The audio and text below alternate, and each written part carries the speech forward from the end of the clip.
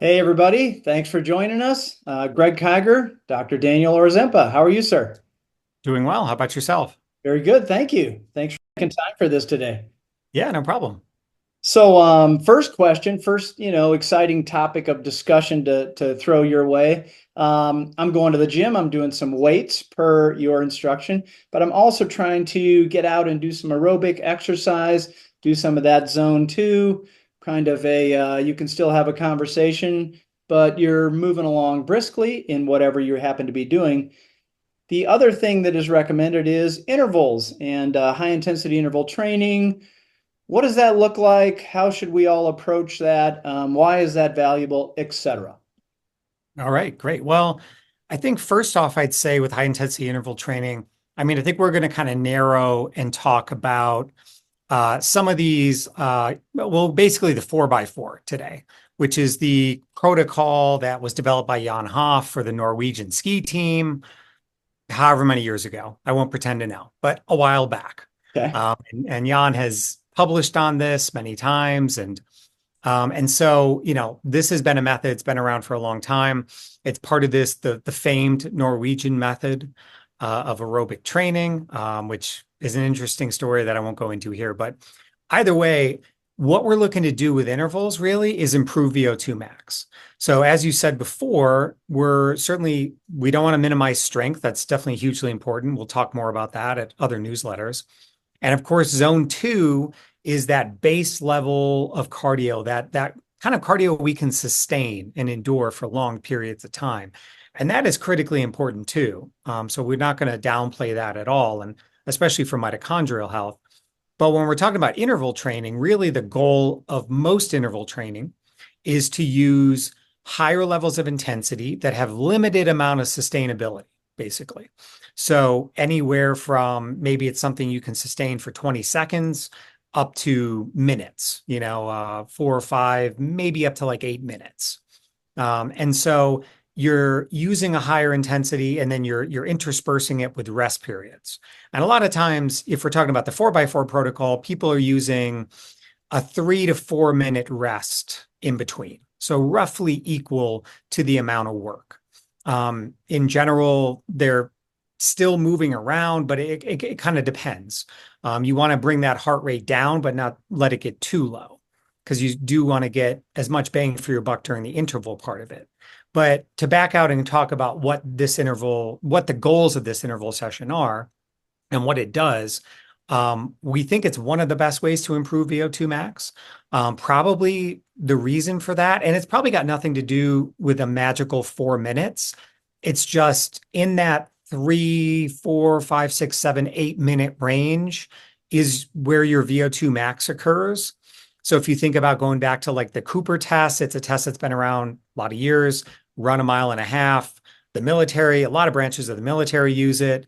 And why is it useful? Well, it's really kind of testing your VO2 max because that's the time domain that we're looking at with a mile and a half or even a mile run. Um, and so it's not obviously an all out pace.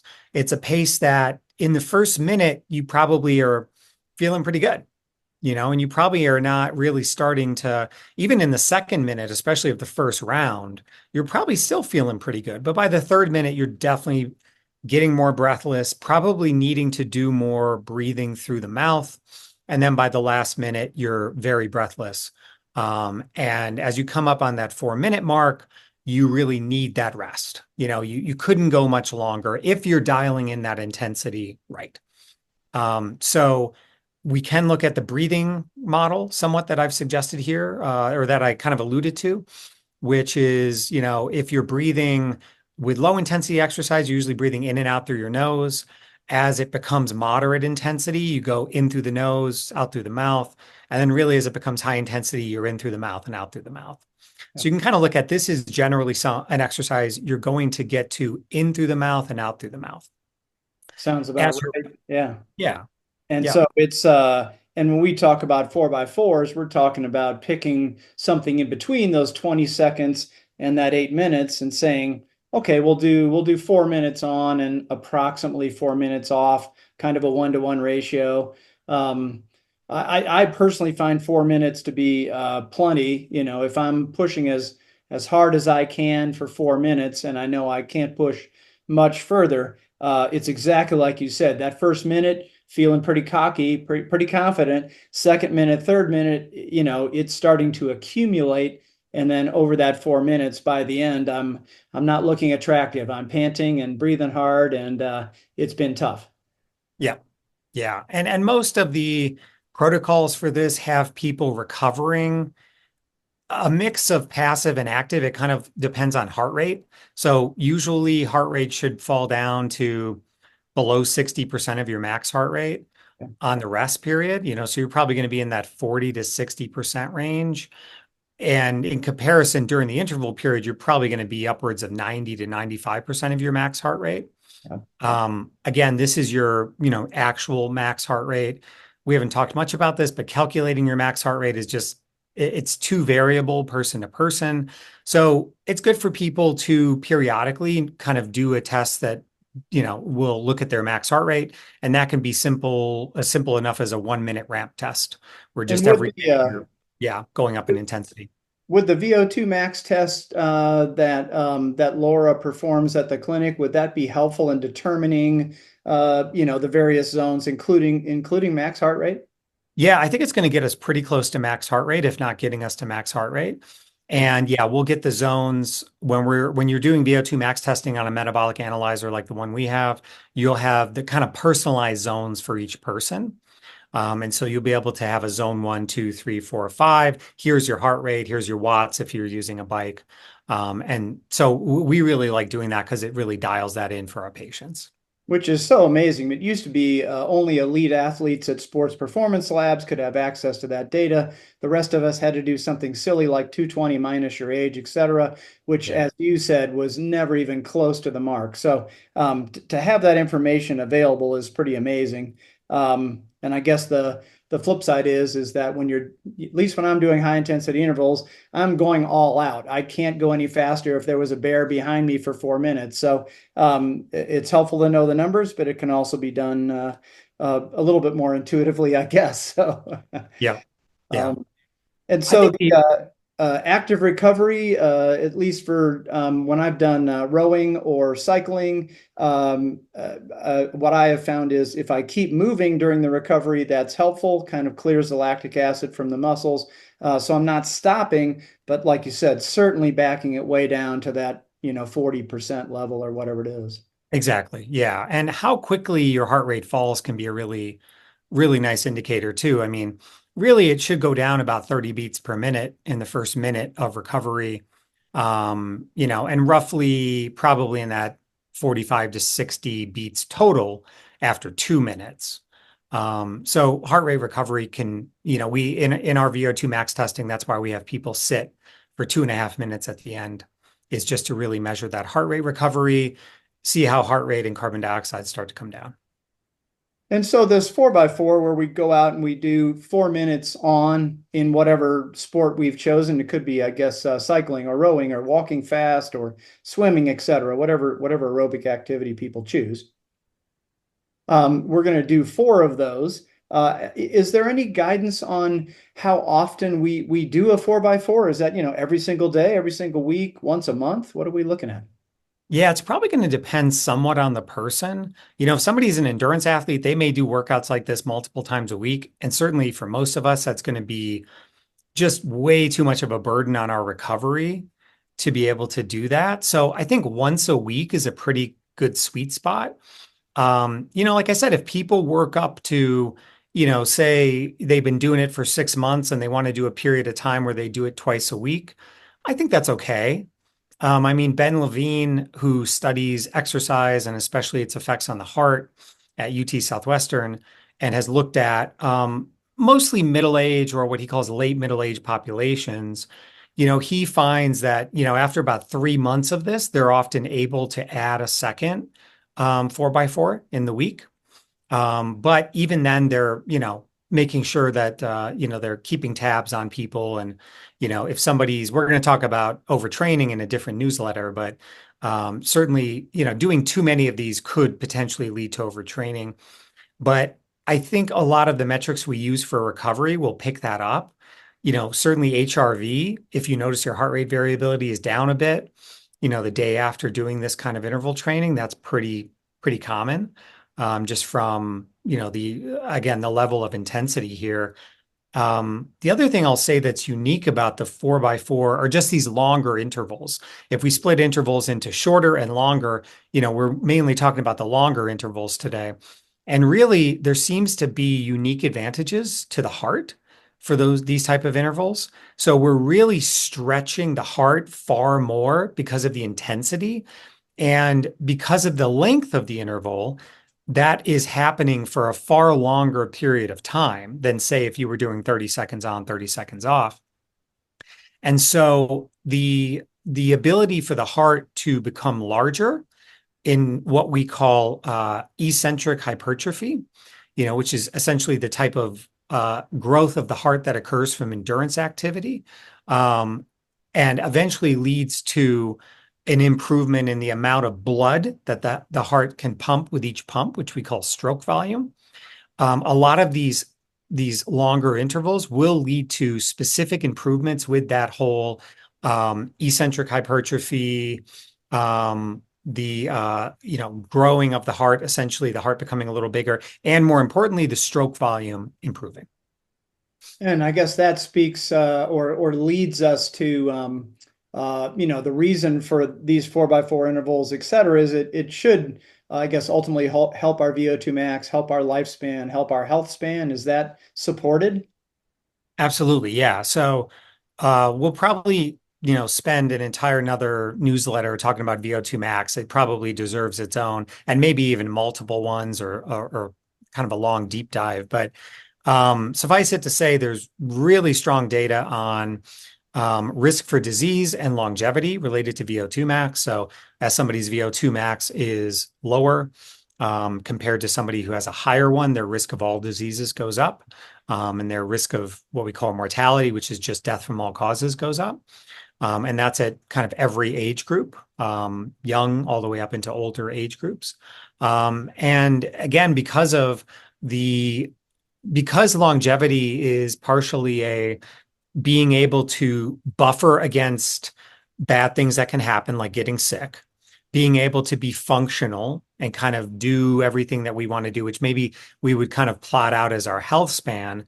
We think VO2 max is probably one of the best metrics for longevity as well.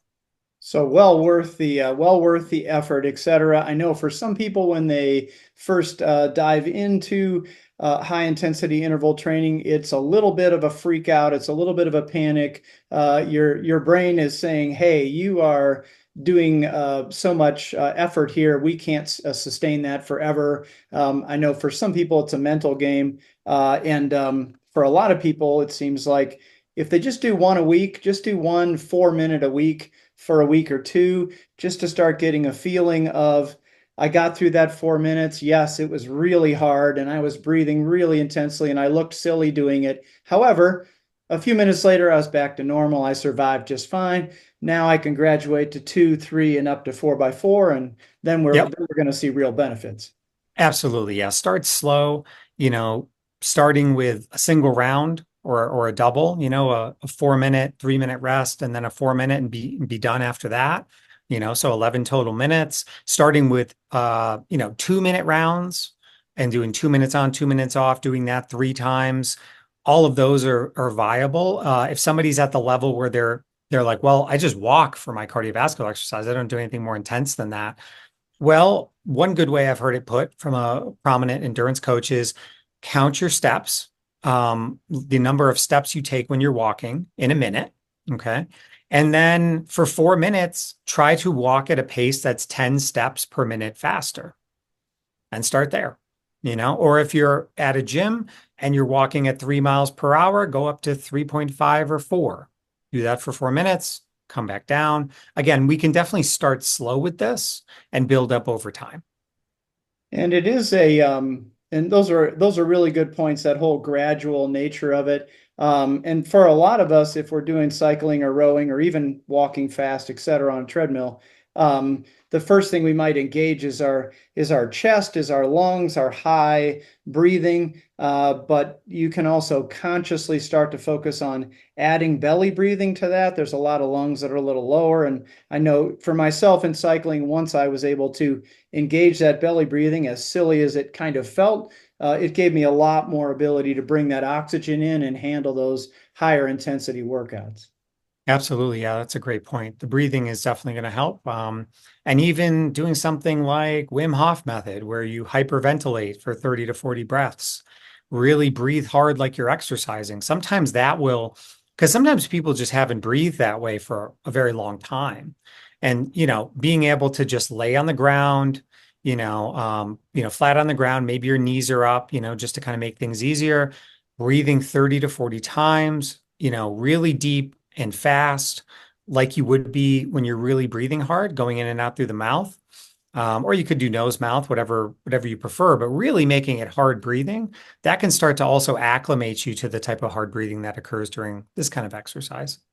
Yep, and yeah, just and it's okay if it feels really hard, as long as, like you said, we're gradually working up to it. For so many of us, that level of intensity is not part of daily life. However, with being able to incorporate it into weekly exercise, it's of real value. And like you say, the VO2 max literature is just stacking up how important that is. So it's well Yep, worth our efforts, it sounds like. absolutely. Yep, I think so. Excellent. Well, thanks for tackling that, and yeah, Oh, thank you. we'll move on. Appreciate it. Great. Yeah, thank you so much. All right, so now we'll cut that, and I was as we were ending, I was like, "Oh, we're gonna do three of these? No, we're gonna do one at a time." Okay. All right. What's our editor's name? Is it Evan? Is that right? Evan. Yep. Evan. Hi, Evan. Evan has to sit through this stuff. All right, cool. So cool. I mean, that was I don't think we have a timer. I'll know what I'll do. All right, cool, cool, cool, cool. Okay, um, all right, here we go. One, two, three. Thanks everybody for joining us. This is another a session, another Zoom session with myself, Greg Kiger, and more importantly, Dr. Orzempa. How are you, sir? I'm doing well. How are you? Good to see you. Good to see you. Thanks for making time for this. Um, Today, I'd like to quiz you on what is commonly noted as a sports supplement. People ask questions about this, and there's a lot of, I think, misinformation or lack of information, curiosity, etc. Long story short, creatine. What do we think about creatine? We're big fans of it, I think, in our practice, to say the least. I think probably most of our patients are at least recommended to take it, sometimes for varying reasons, but it is tremendously safe as a supplement, and it's important to say that with creatine, we're building off a base of thousands of research studies, literally. Creatine's been studied since the 1980s and mostly in the monohydrate form. But it's been very long, very robust amount of science, studying creatine, and we could talk about what the benefits are. But I think that it, for most people, is probably going to be in their top five supplement list.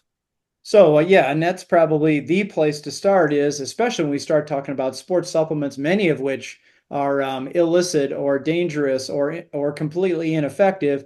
It sounds like number one, what we're hearing here is that creatine is indeed safe and highly recommended by myself, yourself, etc. A lot of peer-reviewed research on the subject. Absolutely. Yes. I mean, and creatine, certainly, like, there's a multitude of benefits for it. I mean, we'd be here literally all day if we're going to talk about all the things that it benefits. But in our practice, it tends to boil down to a few things that we talk about. Certainly, what creatine was initially studied for, its physical performance benefits are definitely it's validated, it's been repeated, and definitely creatine does have these benefits of especially helping with strength, power, and speed. Um, we can think about if we look at the energy systems that we have, the creatine phosphate system, which is where what creatine helps to support, is an energy system that produces a lot of power and a lot of force, but for a very short period of time. So if you think about a 100-meter sprint, that's kind of a creatine phosphate type system, but it's generally going to be activities of 10 seconds or less, very explosive, very powerful, type of activities. And so this is why when it comes to strength training, definitely creatine does help, and definitely benefits muscle mass as well and can help with hypertrophy. Yeah, and it sounds like in the like you're saying, there's various systems of energy in the body that relate to various durations of exercise. And so, if we're going to do something at a very low intensity for a very long time, maybe fats are the primary fuel, maybe the carbohydrates are in that middle range. But then it sounds like for those real intense bursts of power and energy, that's where we get into that, that magical creatine zone. Yeah. And I mean, interestingly enough, even at doses that are, at what we would call high doses, 20 to 30 grams, we even see some endurance benefits. And, it's probably because most endurance races, we tend to think of endurance as purely aerobic and strength as purely, this phosphocreatine system, or at the very least in the anaerobic systems of energy metabolism. But all of our energy metabolism systems are always running concurrently. So it's not that one of them shuts off or two of them shut off and one of them keeps going. All three of them are running concurrently. And so, if somebody's doing 10K, or a 5K, and, they're doing a primarily endurance activity, well, there may be a hill there. And when they, hit that hill, or maybe, of course, the other notorious place this happens in endurance exercises, the last, whatever, 200 meters, 500 meters, whatever it may be at the end of the race, suddenly now we're using more of that phosphocreatine system. So, although really we talk about the benefits mainly for strength training, or very high intensity, say like, 20 or 30-second intervals type thing. There's also endurance benefits too, and it's probably for that exact reason.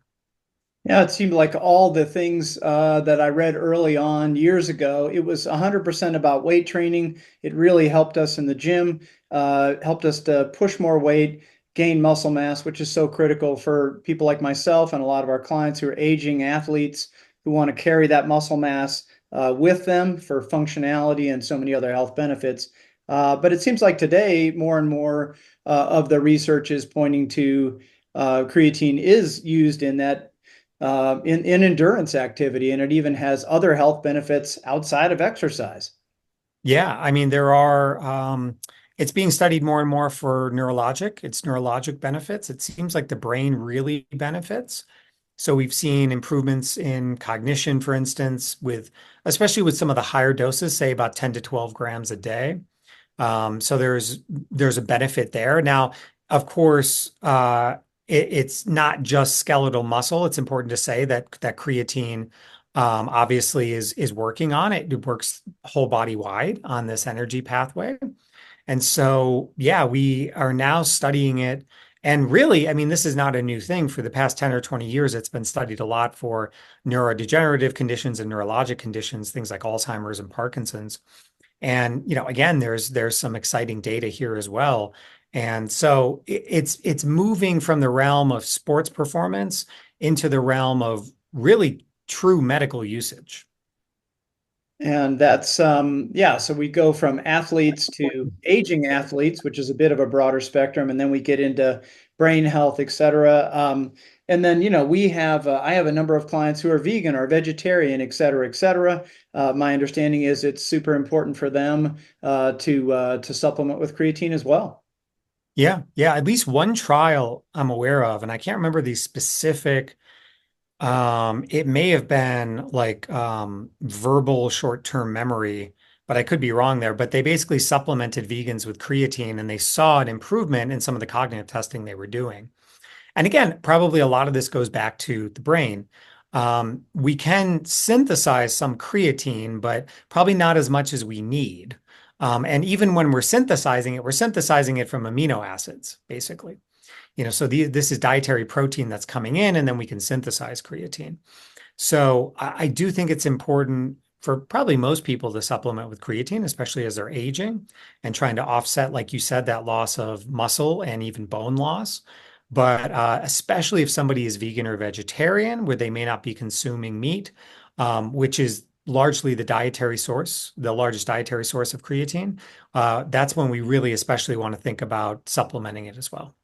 Makes perfect sense. And for folks who are over 50, their protein synthesis is maybe not as good. And anyway, it sounds like for many reasons, creatine is a good, safe supplement that we should all be including for various reasons. When we get into the recommended amounts, I've seen a number of different things on that, but in terms of dosage or amounts, just like any supplement, is there a ballpark of what most of us should be thinking about? Yeah, I think most people are going to get the most benefit from creatine in the range of about, and this just to reiterate that really we're talking about creatine monohydrate. This is the form that's been studied the most. It's been around the longest. There are, they supplement companies try to come up with different versions of creatine, mainly so they can charge more for it. But what we're talking about is the good old-fashioned creatine monohydrate at a dose of usually 3 to 5 grams a day is going to be where most people will get the most benefit.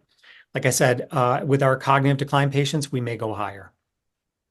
Makes perfect sense. And I personally have seen, really good benefits at just at a level of 5 grams.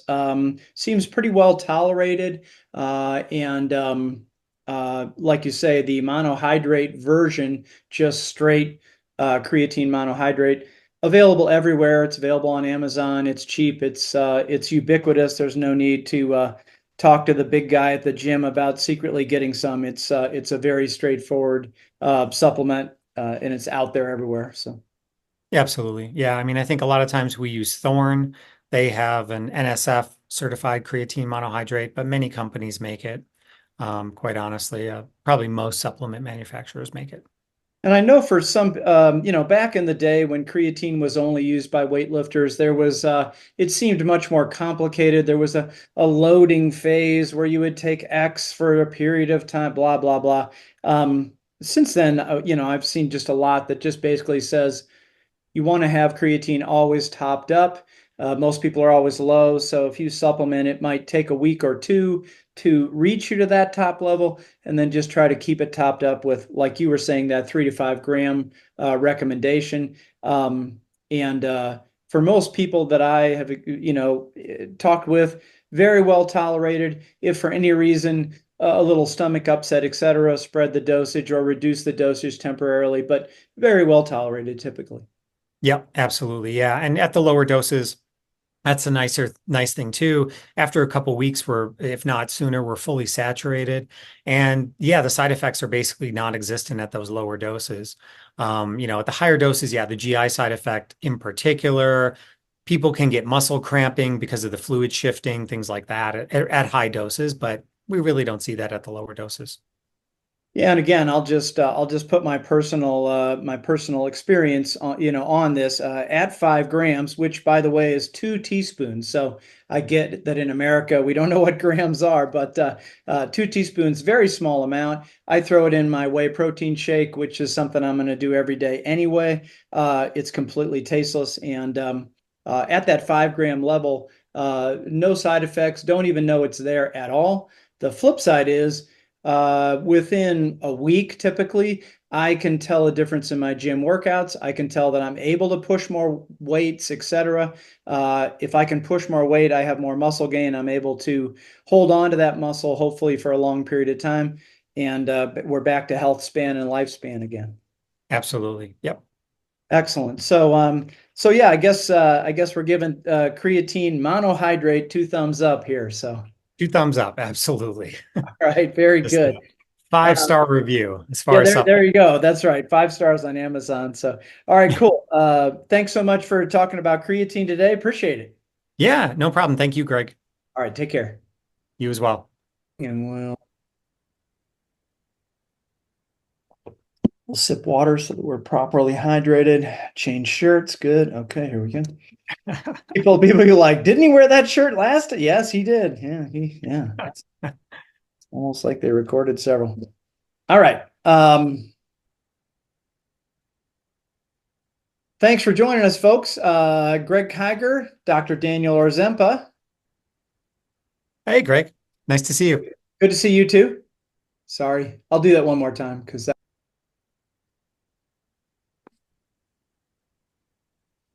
thanks everyone for joining us. Greg Kiger here, Dr. Daniel Orzempa over there. Hey, Greg. It's good to see you. Good to see you, sir. Today, I'm going to throw the question at you that some of us have run into.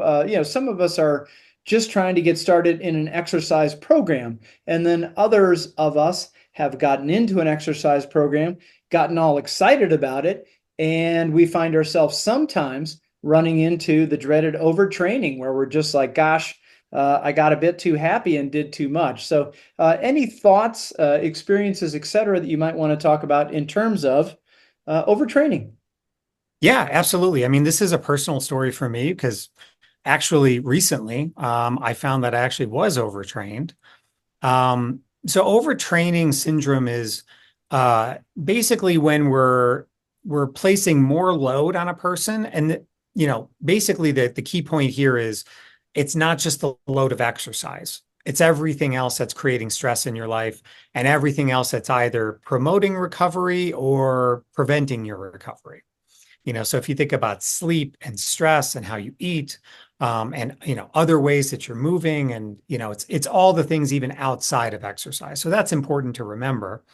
But overtraining syndrome is basically when you start to strip away that ability to recover from all of the exercise plus all the other things going on in your life. And then we start to see a whole suite of clinical symptoms. So for me, I noticed that I was getting overtrained because pretty much every month or even every few weeks, I was getting an upper respiratory infection. Really common manifestation is these repeat upper respiratory infections. You clear one, you're clear for a week or two, and then you get another one, and it's like, well, what's going on here? And so, for me, I eventually, with this whole thing, and certainly I had other symptoms as well. And you can see a whole suite of symptoms here that include menstrual problems for females, so like menstrual irregularities. That could include mood changes, even outright, depression, anxiety, and other mental health conditions. Obviously, fatigue is a really common one here, just kind of being tired all the time.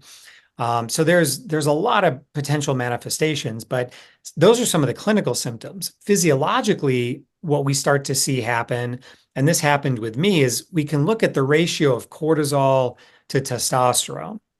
And we don't have as great numbers as to like, I can't give you what a normal ratio really is, but what really matters is what your baseline is. Okay. So as you start to see that ratio go up, where you have either more cortisol or less testosterone or both, and when I say go up, I mean we're talking about an increase of about 10 to 50%. Then we start to get into that realm of, okay, well, this is starting to head into overtraining. So for me, my cortisol to testosterone ratio went up 50%, which was a big, big jump. So, again, I was getting a lot of viral upper respiratory infections. Certainly my energy level was lower than normal. Um, you know, one of my daughters, we'd been having trouble with her sleep. I was up a lot at night with her, had some stress around that, had some stress around work, and really didn't adjust my training. My training remained what it was, which, I've been training for 30 years now. And so, I'm probably guilty of training harder than I need to sometimes, just simply because, I'm now, middle age, 42, and I'm not 22 anymore. But I didn't adjust my training. I kind of kept doing a lot of the same things I was doing, working out most days of the week. My recovery was not as good, obviously, because of the sleep and stress issues. And so just over time, again, the my physiology essentially was unable to recover from this. And so again, I started to get some of those symptoms I described, and then actually saw physiologic changes. Interestingly enough, I didn't see heart rate variability changes. So I think heart rate variability it's useful, but I don't know that it's always going to pick up over training. I think it's going to pick up short-term stressors. Every time I got sick, my heart rate variability went down. It picked it up, Hmm. but it didn't pick up the chronic change over months, over that roughly 6 month time frame. That makes sense. That might be a lot to ask, and um, of any tracking device or tracking regimen. But it sounds like at its simplest conceptual level, overtraining is just pushing your body beyond that normal cycle where we stress the body and the body recovers. We stress the body, it recovers. And then if we stress it too much, it's failing to recover in a prompt fashion. Yes, exactly. Yeah, it's just simply an imbalance between what we call total allostatic load, which is the total amount of stress from training and from just life in general, and recovery, which again primarily is a function, well, it can be a function of a lot of things, but definitely sleep and stress are big levers on that side of things. Absolutely, and that is you also mentioned that the need to kind of keep an eye on your life and make adjustments. I know I've gotten into a mental attitude of I really want to get X number of workouts this week. I really want to hit those metrics, and I tend to forget about this has been a super stressful week, or sleep was disrupted this week for certain reasons.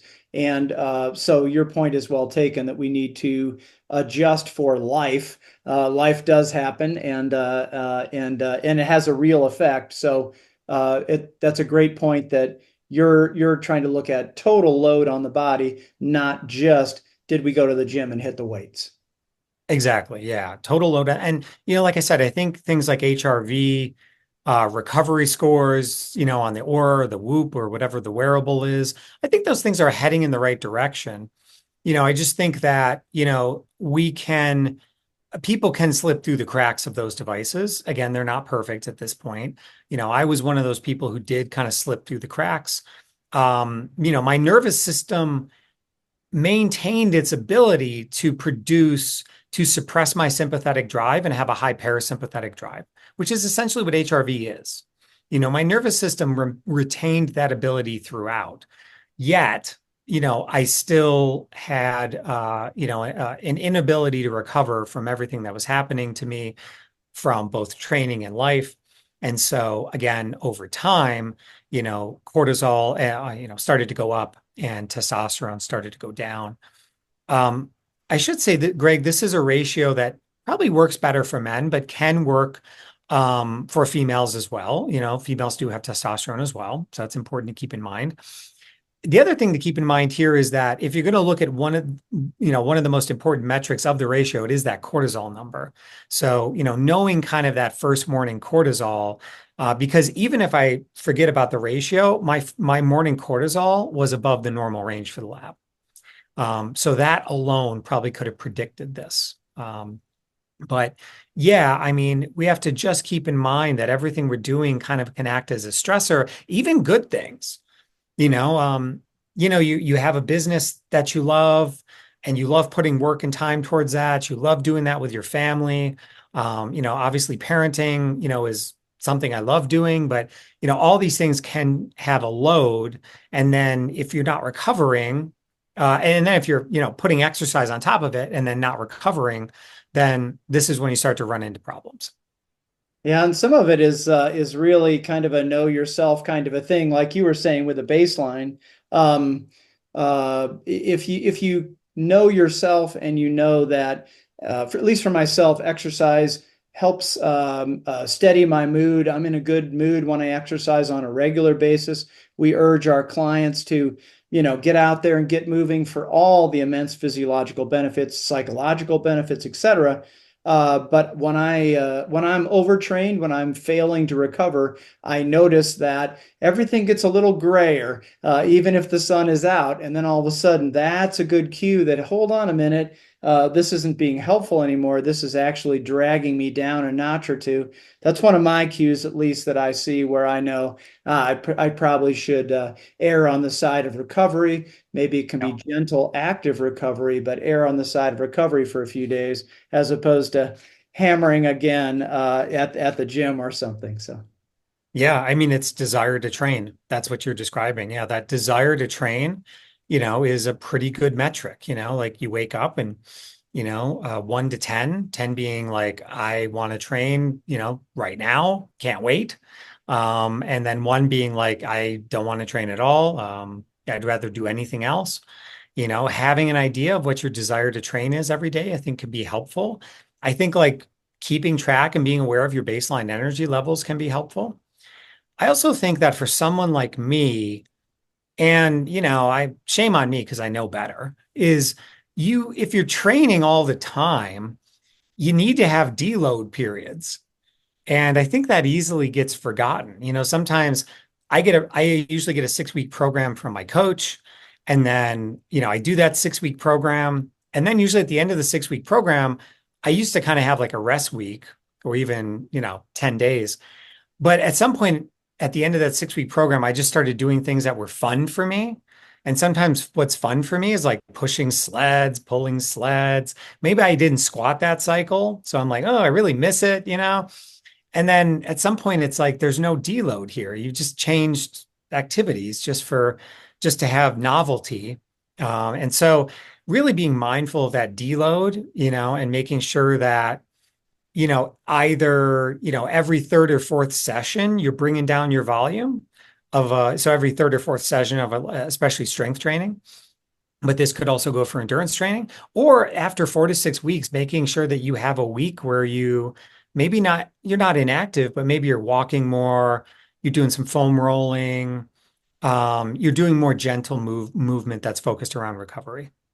And really, and I think maybe you and I need to remember this. Whereas I guess it's important to know your personality. If it's super tough to get to the gym and you don't like to sweat, try to push yourself in that direction. And if you love to get to the gym and love to sweat, or in my case, love to hit the bicycle and go ride real fast, just remember that it's about balance. And I guess effectively nothing really happens in the stressor portion of exercise. It's really all about the reaction to that and the recovery, and we need to support that.